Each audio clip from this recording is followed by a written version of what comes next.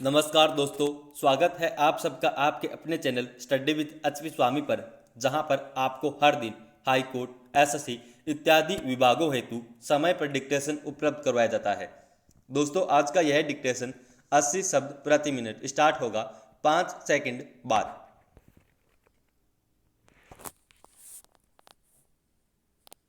Start. सभापति महोदय, सरकार इस स्थिति में नहीं आई है कि वह कह सके कि देश में काला धन नहीं है। काले धन को निकालने के और प्रयत्न होने चाहिए, लेकिन उसके साथ साथ इस दिशा में भी कदम उठाए जाएं कि कामों पर रोक लगाई जाए, जिससे लोगों को काला धन कमाने का अवसर ही न मिले। आज हमारे देश के विभिन्न प्रदेशों और क्षेत्रों की स्थिति में बड़ा अंतर है। इस अंतर को समाप्त किया जाना चाहिए। मुझे आशा है कि वित्त मंत्री महोदय मेरे इन सुझावों पर अवश्य ध्यान देंगे। कल मैं वित्त मंत्री जी को बता रहा था कि आप एक तरफ से नए नए कर लगाकर खजाने को भरने की कोशिश कर रहे हैं और दूसरी तरफ आपके विभाग उस खजाने में छेद कर रुपया निकाल रहे हैं। इस तरफ उनका ध्यान जाना चाहिए। मैंने इस संबंध में एक उदाहरण दिया था कि एक लंबी चौड़ी सड़क पर एक ही तरह का काम होने वाला था।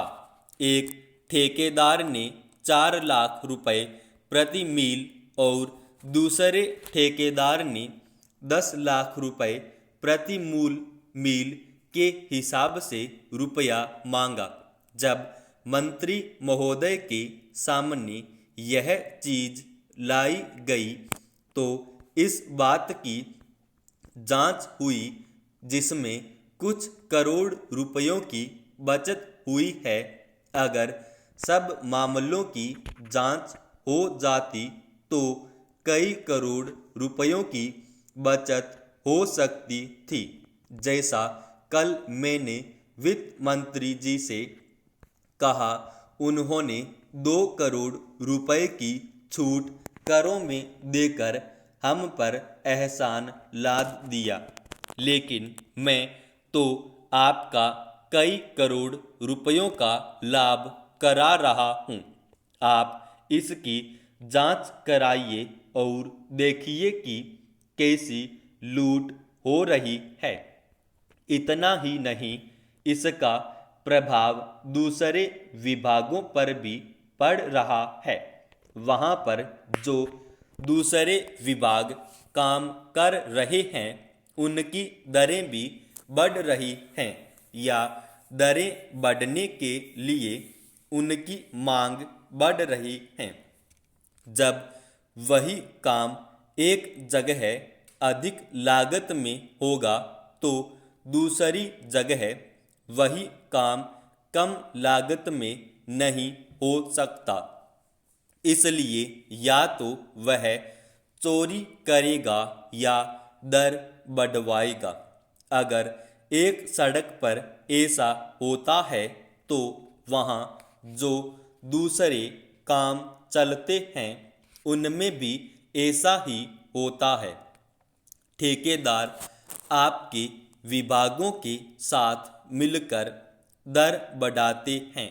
मैं भ्रष्टाचार की बात नहीं कहता हूँ, उसको न आप बंद कर सकते हैं और न मैं बंद कर सकता हूँ और न लोग। सभापति महोदय, मैं वित्त विधेयक का समर्थन करने के लिए खड़ा हुआ हूँ। उत्तर प्रदेश की जनसंख्या बहुत बड़ी है और उसका क्षेत्र भी बहुत बड़ा है।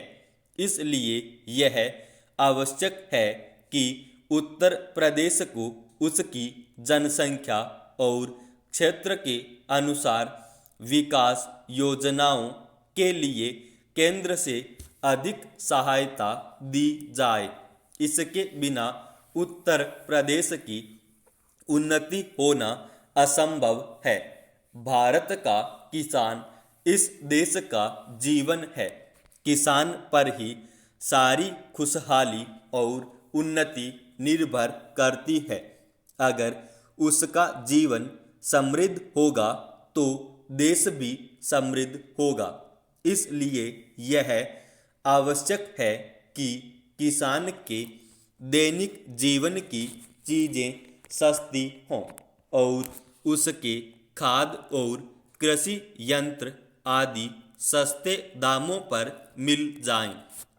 पानी के लिए उसको भगवान की तरफ न देखना पड़े, बल्कि उसको सिंचाई के विषय में आत्मनिर्भर बनाया जाए।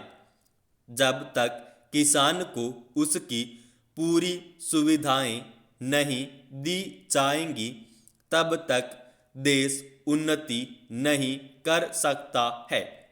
मेरा यह भी निवेदन है कि जिन परिवारों में खेती का काम होता है, उन परिवारों के बच्चों को कृषि विभाग में नौकरी देनी चाहिए। यह मैं आवश्यक समझता हूँ, क्योंकि उन्हें कृषि के बारे में व्यावहारिक ज्ञान होता है।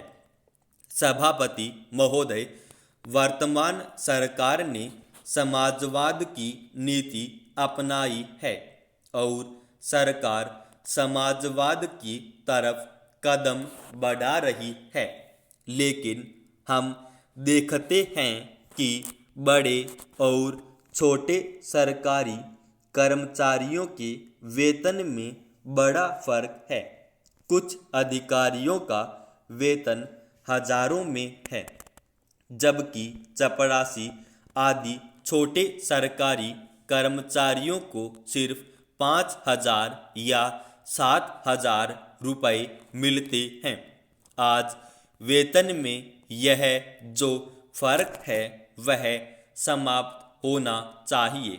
मेरा निवेदन है कि सरकारी कर्मचारियों के वेतन में बहुत ज़्यादा का अंतर नहीं होना चाहिए। तभी हम कह सकते हैं कि हिंदुस्तान में समाजवाद है। किसान की रोजाना के उपयोग की चीज़ें बहुत महंगी होती जा रही हैं। देश में महंगाई दिन प्रतिदिन बढ़ रही है और सारे देश में बेचैनी फैली हुई है। इस बढ़ती हुई महंगाई को रोकना आवश्यक है, नहीं तो देश में क्रांति हो जाएगी। आप इस सच्चाई को छिपा नहीं सकते कि आज देश में चारों तरफ बड़ा असंतोष है और लोग बड़ी आशा से हमारी तरफ देख रहे हैं, लेकिन महंगाई हमारी नियंत्रण से बाहर होती चली जा रही है। देश में काले धन की बड़ी चर्चा की जाती है।